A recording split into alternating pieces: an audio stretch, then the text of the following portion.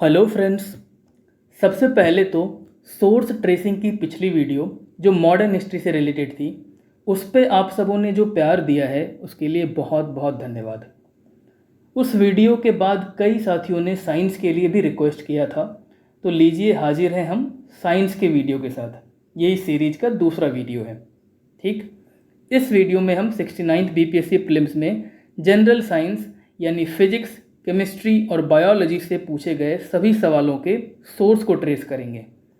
Friends, 69th BPSC prelims में science के questions में एक बहुत बड़ा बदलाव देखने को मिला, और ये बदलाव क्वेश्चंस के नंबर्स और नेचर दोनों में था। इस बदले हुए ट्रेंड को समझे बिना 70th बीपीएससी की तैयारी में खुद को आंख मूंद कर झोंक देना हमें भारी पड़ सकता है। इसलिए चलिए समझते हैं कि 69th बीपीएससी प्रीलिम्स में साइंस से कितने सवाल पूछे गए, कैसे सवाल पूछे गए, और जो इस वीडियो का मेन मुद्दा है, कहाँ से सवाल पूछे गए। अगर आप इस वीडियो का पूरी तरह फ़ायदा उठाना चाहते हैं तो मेरे साथ आप भी एनालिसिस कीजिए। एक पेन और साथ में डायरी या पेज ले लीजिए और उस पर उन सोर्सेस का नाम लिखिए जिन्हें हम कवर करने वाले हैं, ताकि वीडियो के आखिर में आपको पक्का पता हो कि किस बुक से कितने सवाल सॉल्व हो रहे हैं और आप खुद के लिए तय कर पाएँ कि आपको कौन सा बुक पढ़ना है। ये टेबल आप देख सकते हैं स्क्रीन पर। इस टेबल को आप बना लीजिए, पॉज करके आप लिख लीजिए। ठीक है, इसमें सोर्स आपको देखने को मिल रहा है एनसीईआरटी क्लास 6 to 10th और 11th 12th। इसके बाद लूसेंट जीके, फिर लूसेंट साइंस और पीवाईक्यू। लूसेंट एक तो जीके आती है, जनरल नॉलेज की बुक, जिसमें history, geography, polity, economy, science सब होता है, और एक लूसेंट साइंस की स्पेशल भी आती है। ठीक, तो हम देखने की कोशिश करेंगे कि किससे कितने सवाल सॉल्व हो पा रहे हैं।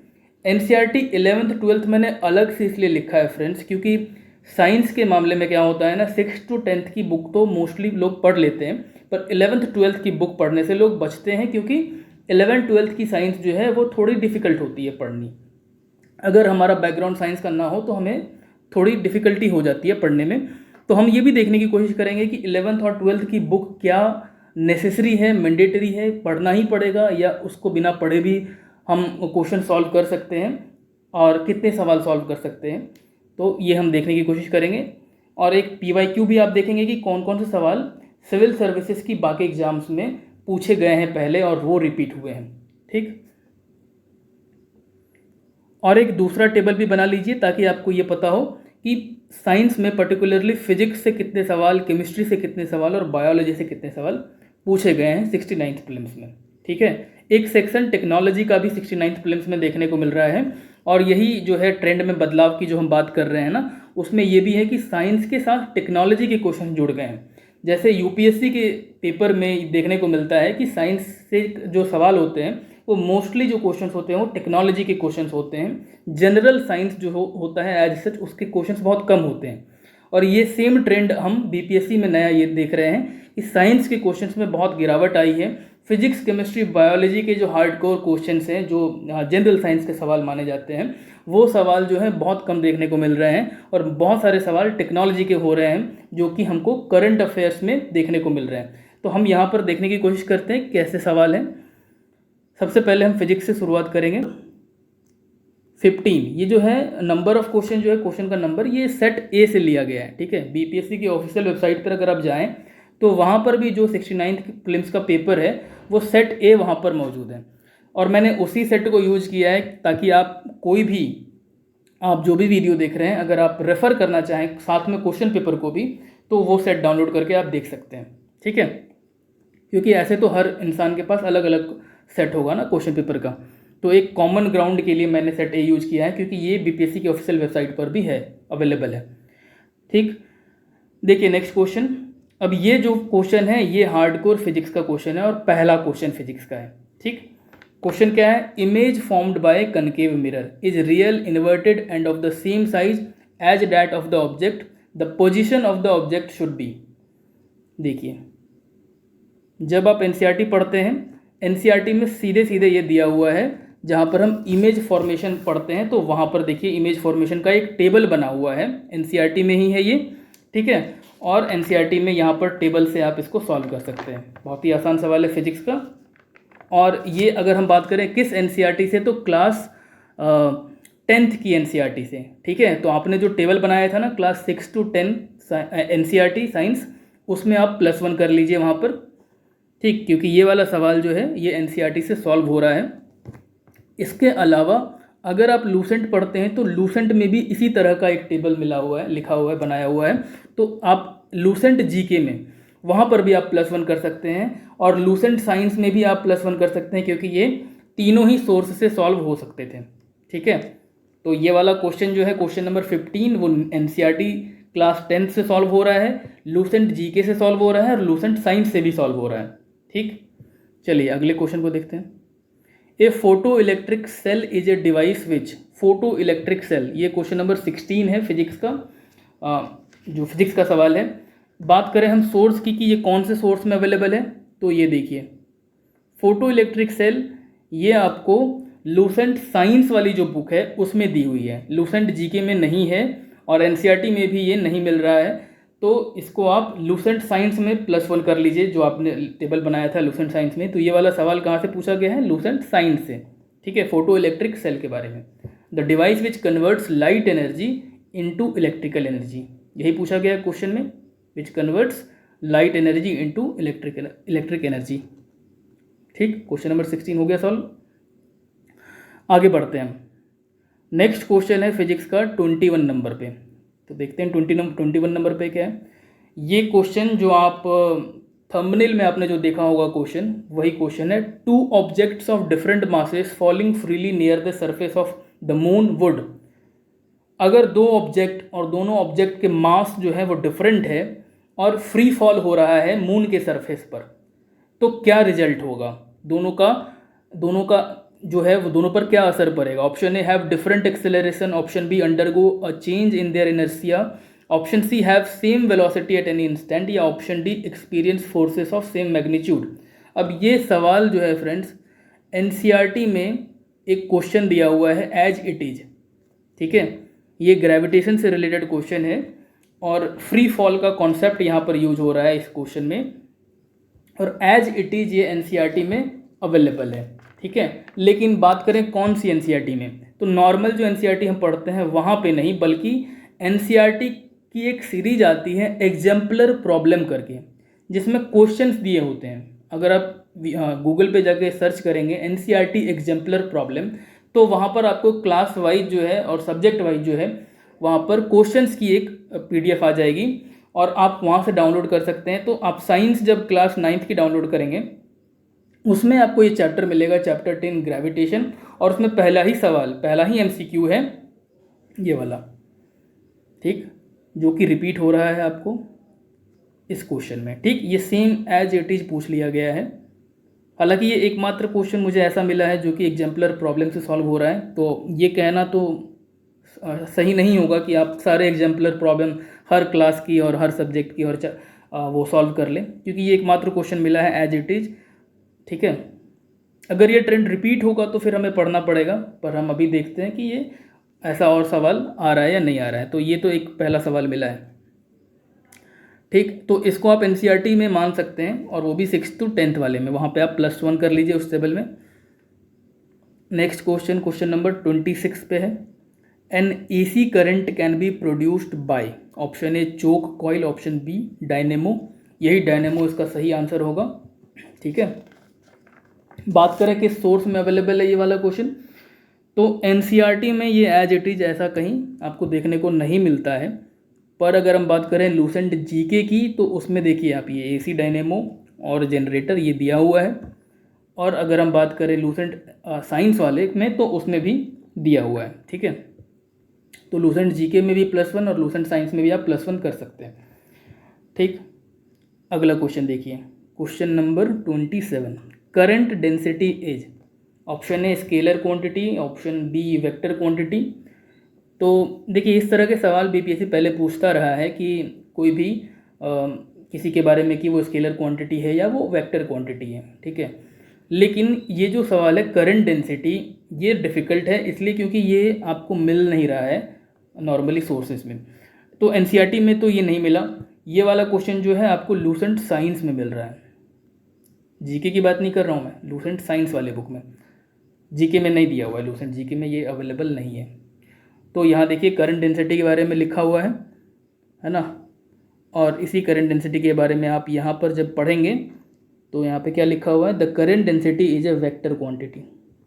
ठीक, तो यहाँ से ये सॉल्व हो रहा है लूसेंट साइंस से।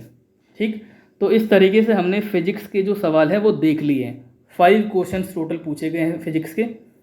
ठीक है, ये आखिरी सवाल था फिजिक्स का। तो 5 सवाल ऐसे हो गए फिजिक्स से, और इन 5 सवालों में से 2 एनसीईआरटी से सॉल्व हो रहे हैं, 2 लूसेंट जीके से और 4 लूसेंट साइंस से।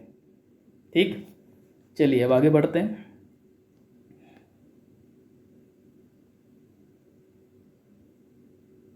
क्वेश्चन नंबर 11 जो कि केमिस्ट्री का है। ठीक, केमिस्ट्री का क्वेश्चन नंबर जो 11 है, पहला ही question, what is the fibre used to make bullet proof jacket. तो बुलेट प्रूफ जैकेट के लिए जो फाइबर यूज किया जाता है वो है केवलार। ठीक है, ऑप्शन डी। अब ये किस सोर्स में अवेलेबल है, तो एनसीईआरटी में आपको नहीं मिलेगा, लूसेंट में भी ये देखने को नहीं मिल रहा है।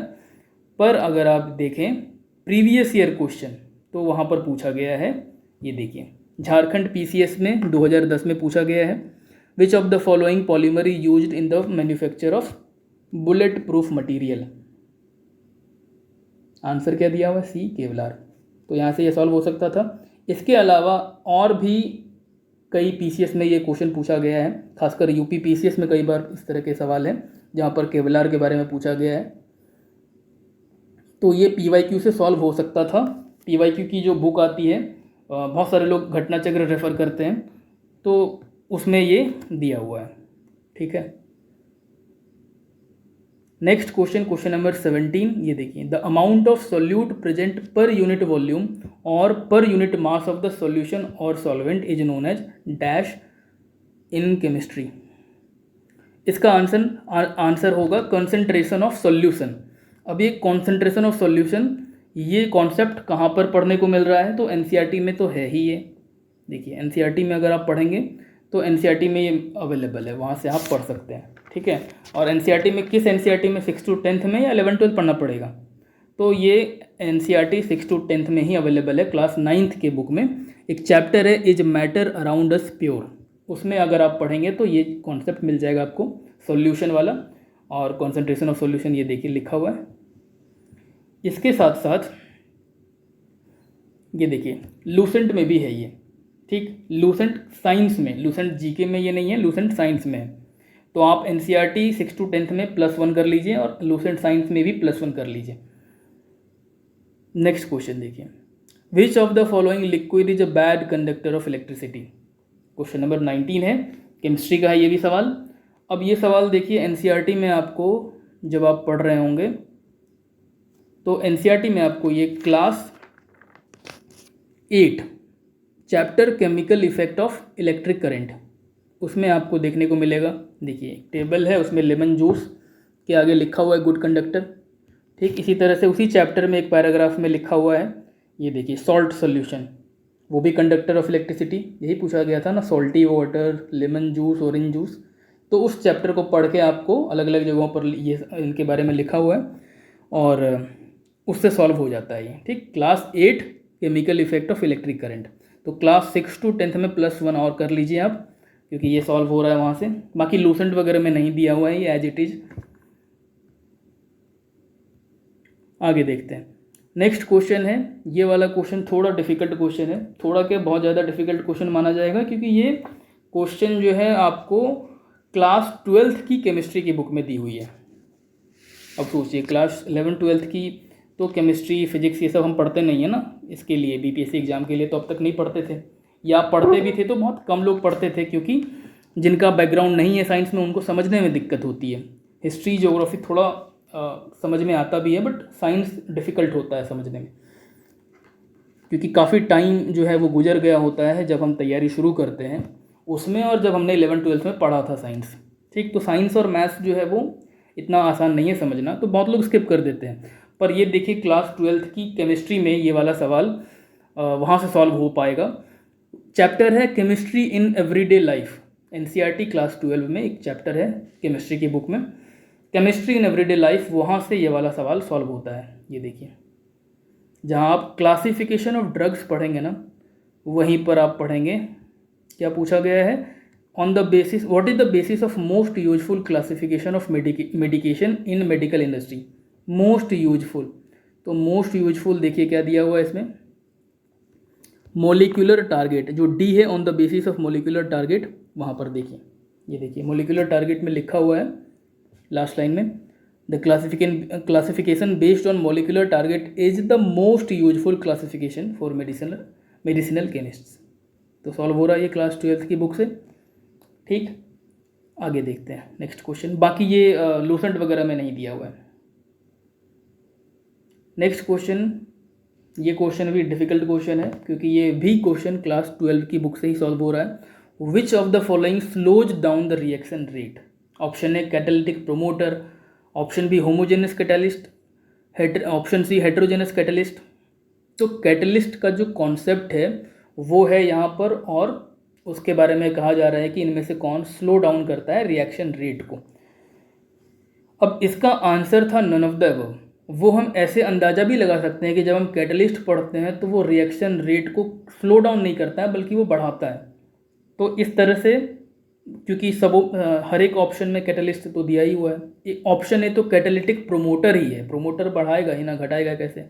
तो कॉमन सेंस से ये क्वेश्चन सॉल्व हो जाता, पर फिर भी अगर हम बात करें सोर्स की, तो सोर्स में यहाँ देखिए क्लास 12 की बुक है केमिस्ट्री की, जिसमें चैप्टर है सरफेस केमिस्ट्री, वहाँ पर ये कॉन्सेप्ट पढ़ने को मिलता है, catalyst promoter and catalyst poison. Catalyst promoter जो है वो इन्हांस करता है रेट को, एक्टिविटी के रेट को, जबकि जो पॉइजन है कैटलिस्ट पॉइजन, वो क्या करता है, वो स्लो डाउन करता है। ठीक है, डिक्रीज करता है एक्टिविटी को। साथ में होमोजेनस कैटलिस्ट, हेट्रोजेनस कैटलिस्ट, ये सब कॉन्सेप्ट भी वहीं पर दिया हुआ है क्लास 12 की केमिस्ट्री की बुक में, चैप्टर सरफेस केमिस्ट्री में। ठीक, 29 नंबर क्वेश्चन। तो यहाँ पे केमिस्ट्री के सवाल भी ख़त्म हो जा रहे हैं। ठीक, लास्ट क्वेश्चन था ये 5th क्वेश्चन। तो हमने देखा फिजिक्स के 5 क्वेश्चंस और केमिस्ट्री में भी 5 क्वेश्चन। यहाँ जो 5 क्वेश्चंस हैं उसमें से 4 क्वेश्चन एनसीईआरटी से सॉल्व हो रहे हैं, जिसमें 2 क्वेश्चन क्लास 6 to 10 की एनसीईआरटी से, और 2 सवाल जो है वो क्लास 12 की केमिस्ट्री से। एक सवाल लूसेंट साइंस से हो रहा है सॉल्व, और एक सवाल जो है वो प्रीवियस ईयर क्वेश्चन का, जो केवलार वाला था, बुलेट प्रूफ मटेरियल वाला।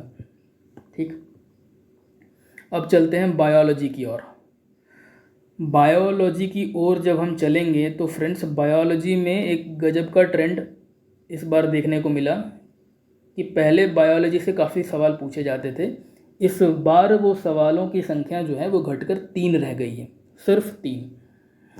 देखिए, अब ये सवाल देखिए, एक डिजीज के ऊपर है, taeniasis is an intestinal infection. अब इसको हम बायोलॉजी का सवाल पहली नज़र में तो देखकर बताएंगे, पर चूंकि एनसीईआरटी क्लास 6 to 12 में ये आप बीमारी देखते ही नहीं है कहीं। ठीक, और भी बुक्स जो एनसीईआरटी के अलावा है, लूसेंट वगैरह में भी ये सवाल देखने को नहीं मिल रहा, ये चीज़ देखने को नहीं मिल रही। फ्रेंड्स, मैंने रिसर्च के दौरान पाया कि ये जो है ये as it is line by line WHO की वेबसाइट पर लिखा हुआ है। ठीक, तो चूँकि ये हमारे ट्रेडिशनल सोर्स में तो है नहीं, तो इसको बायोलॉजी का क्वेश्चन भी नहीं मानना चाहिए, इसको करंट अफेयर्स का सोर्स क्वेश्चन मान सकते हैं, क्योंकि जो चीज़ें WHO के पास है, वहाँ डेटा है या जो फैक्ट है वो कई बार करंट अफेयर्स की मैगजीन्स में आ जाती हैं। इससे रिलेटेड कोई न्यूज़ आया हो तो हो सकता है इसके बारे में भी जिक्र किया गया हो, तो आप वहाँ पर पा सकते हैं ये चीज़। न्यूज़पेपर में हो सकता है कहीं छपा हो, बट हमारे ट्रेडिशनल साइंस के सोर्स में नहीं है चूँकि, इसलिए इसको साइंस का या बायोलॉजी का सवाल हम नहीं मानेंगे यहाँ पर। अगला जो क्वेश्चन है, हाँ, ये हार्डकोर बायोलॉजी है और बेसिक बायोलॉजी का क्वेश्चन है। ठीक है, इसमें पूछा गया है कि इनमें से कौन सा टेस्ट ऑफ द टंग नहीं है। ठीक है, देखिए एनसीईआरटी जब आप पढ़ेंगे क्लास 7 न्यूट्रिशन इन एनिमल, वहाँ पे दिया हुआ है ऐसे, sweet, salty, sour and bitter, ये सब टेस्ट्स हैं हमारे टंग के। अगर आप इसको देखें, स्वीट, सॉल्टी, सॉर और बिटर, देखिए स्वीट यानी ऑप्शन यानी स्टेटमेंट 1, सार 6, सॉल्टी 3 और बिटर 2, यानी 1, 2, 3 और 6 ये तो हैं। पूछा गया है नॉट द टेस्ट, है ना, नॉट द टेस्ट पूछा गया है। तो जब 1, 2, 3 और 6 हैं तो 1 यानी ऑप्शन बी, 2 यानी ऑप्शन ए, 3 और 6 यानी ऑप्शन डी। ये तीनों तो एलिमिनेट हो गया, कौन सा ऑप्शन बचा? ऑप्शन सी, 4 और 7। तो यहाँ से ये क्वेश्चन सॉल्व हो रहा है। एनसीईआरटी की बेसिक बुक जो क्लास 7th की एनसीईआरटी है वहीं से सॉल्व हो जा रहा है। ठीक है, तो आप एनसीईआरटी क्लास 6 to 10 वहाँ पे +1 जो है उस टेबल में आप कर लीजिए। नेक्स्ट क्वेश्चन देखते हैं। यहाँ पे फिर से बीमारियों के नाम है, एनोरेक्सिया, इंसोम्निया, डिस्पोनिया, डिप्सनोया और एनोस्मिया। अब ये कौन सी बीमारी है? एक चीज़ देखिए, यहाँ एक बीमारी है इंसोम्निया, ऑप्शन 2, इसके बारे में लिखा हुआ है ये ईटिंग डिजॉर्डर है, जबकि हम जानते हैं ये स्लीपिंग डिजॉर्डर है। इंसोम्निया स्लीपिंग डिजॉर्डर है, मेंटल बीमारी है, ये मानसिक बीमारी है। ठीक है, तो अगर हमको पता है कि ऑप्शन 2 जो है वो गलत मैच किया हुआ है, तो ऐसे एलिमिनेट करके ऑप्शन 2 तो गलत है, और यहाँ पर क्या लिखा हुआ है? ऑप्शन 1 and 2, ओनली 1 and 2, तो ये गलत हो गया। 2 and 3 भी गलत हो गया, और चूंकि 2 गलत है तो ऑल ऑफ द अबव तो हो नहीं सकता। ऐसे हम ऑप्शन सी को सही कर सकते हैं। ये वाला क्वेश्चन सॉल्व हो सकता है इस बेसिस पर कि अगर हमको इंसोम्निया के बारे में पता, और ये इंसोम्निया जो है ये अक्सर न्यूज़ में रहता है। ठीक है, ये अक्सर न्यूज़ में रहता है, इसलिए इसको भी करंट अफेयर्स का ही सवाल मान लिया जाए। बेसिक साइंस में इसको नहीं रखेंगे हम। ठीक है, क्योंकि ट्रेडिशनल सोर्स से सॉल्व नहीं होता है। एनसीईआरटी में ये बीमारियाँ नहीं दी हुई हैं, या लूसेंट में भी नहीं है। आगे देखिए, ये वाला क्वेश्चन नंबर 20 जो है ये आसान सवाल था। The DNA double helix structure was discovered by. DNA का जो डबल हेलिक्स स्ट्रक्चर है उसको किसने डिस्कवर किया था? तो इसका आंसर हम जानते हैं, वॉटसन एंड क्रिक। ठीक है, और ये जो क्वेश्चन है ये बहुत सारे सोर्स में दिया हुआ है, इंक्लूडिंग लूसेंट। ठीक है, देखिए ये रहा एनसीईआरटी, और एनसीईआरटी कौन सा? क्लास 12th की बायोलॉजी में आपको ये दोनों नाम मिलता है, साथ में डबल हेलिक्स स्ट्रक्चर के बारे में यहाँ पे लिखा हुआ है। ठीक, इसके अलावा हम एनसीईआरटी की बात, लूसेंट की बात करें तो वहाँ पर भी डायरेक्ट दिया हुआ है, Watson and Crick gave the structure model of DNA double helix. तो ये एनसीईआरटी से भी सॉल्व हो रहा है, पर एनसीईआरटी में कौन से? 11th 12th वाले। ठीक, मतलब 12th वाले। और लूसेंट की बात करें तो लूसेंट जीके से भी सॉल्व हो रहा है, लूसेंट साइंस से भी सॉल्व हो रहा है। तो दोनों में +1 आप कर लीजिए। और ये बेसिकली इसके अलावे एक और क्वेश्चन है, ये input and output nerves, question number 30 जो है बायोलॉजी का ये भी input and output nerves meet at, तो liver, central nervous system, heart. Option C heart है, और option D none of the above. तो इनमें से कौन सा होगा? तो इसका आंसर तो हार्ट ही होगा, लेकिन इसका आंसर सेंट्रल नर्वस सिस्टम होगा, माफ़ कीजिएगा। ये इनपुट एंड आउटपुट नर्व्स है, तो नर्व्स कहाँ मिलते हैं? Central nervous system. और हम अगर देखें तो ये एनसीईआरटी में आपको यहाँ पर मिल रहा है। ठीक है, ये देखिए एनसीईआरटी में दिया हुआ है central nervous system, class 10th की बुक में कंट्रोल एंड कोऑर्डिनेशन चैप्टर है, ये वाली जो चैप्टर है उसमें ही दिया हुआ है।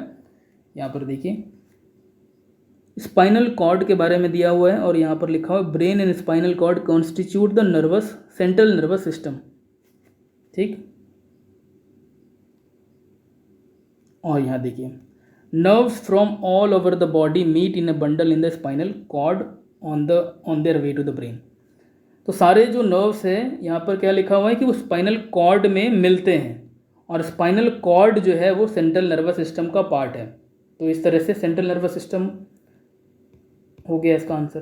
ठीक, तो NCERT class 10th control and coordination chapter से ये सॉल्व हो रहा है। इसको आप +1 कर लीजिए, क्लास जो है 6 to 10th की एनसीईआरटी वाले में। ठीक है, ये एज इट इज लूसेंट में सीधे सीधे नहीं मिल रहा है।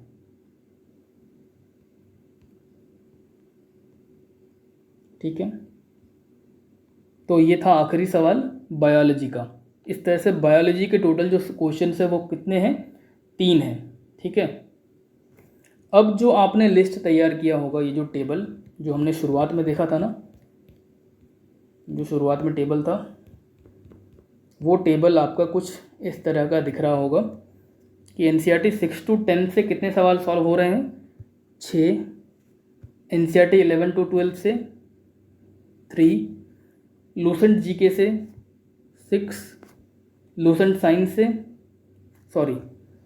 लूसेंट जीके से 3 और लूसेंट साइंस से 6 और एक क्वेश्चन पीवाईक्यू जो कि केवलार वाला था ना, bullet proof material, bullet proof cloth वाला। तो ये लिस्ट रही आपके पास। अब इस लिस्ट के आधार पर आपको ये डिसाइड करना है कि आपको इनमें से कौन सा सोर्स चुनना है पढ़ने के लिए, और हो सकता है आप एक से अधिक सोर्स भी चुनें, ज़्यादा से ज़्यादा क्वेश्चन सॉल्व कर पाएँ आप इसके लिए। एक चीज़ फ्रेंड्स, अगर इनमें से कोई और सोर्स आप पढ़ रहे हैं तो ज़रूरी नहीं है कि आप सोर्स चेंज ही करें। आपको बस इतना करना है कि अपने सोर्स में ये देखना है कि 69th बीपीएससी प्रीलिम्स से कितने सवाल आप सॉल्व कर पा रहे हैं अपने सोर्स से, ठीक है। अपने सोर्स से कितने सवाल आप सॉल्व कर पा रहे हैं। अगर उस आपके सोर्स से बहुत सारे सवाल सॉल्व हो पा रहे हैं, इससे ज़्यादा जितने इस सोर्सेस से, तो आप उन सोर्स को फॉलो करें जो आप फॉलो कर रहे हैं, ठीक है। तो ये तो हमने जो सोर्सेस हैं उनको देखा, जो ट्रेडिशनल तौर पर लोग फॉलो करते हैं, एनसीईआरटी पढ़ते हैं, लूसेंट पढ़ते हैं, पीवाईक्यू करते हैं। तो इसलिए हमने ये स्टैंडर्ड सोर्स जो है इसको देखा कि इससे कितने सवाल सॉल्व हो रहे हैं, ठीक है। तो कैसा लगा वीडियो आपको? अगर अच्छा लगा तो वीडियो को लाइक करें आप, ठीक है। आप सब्सक्राइब कर सकते हैं चैनल को, और भी इस तरह के वीडियो देखने के लिए, और भी जो भी सब्जेक्ट से रिलेटेड आपकी रिक्वायरमेंट हो, आप वीडियो चाहें तो आप कमेंट कीजिए, हम ज़रूर उन सब्जेक्ट से रिलेटेड भी वीडियो लाने की कोशिश करेंगे, ठीक है। तो इस वीडियो में फ़िलहाल इतना ही। धन्यवाद।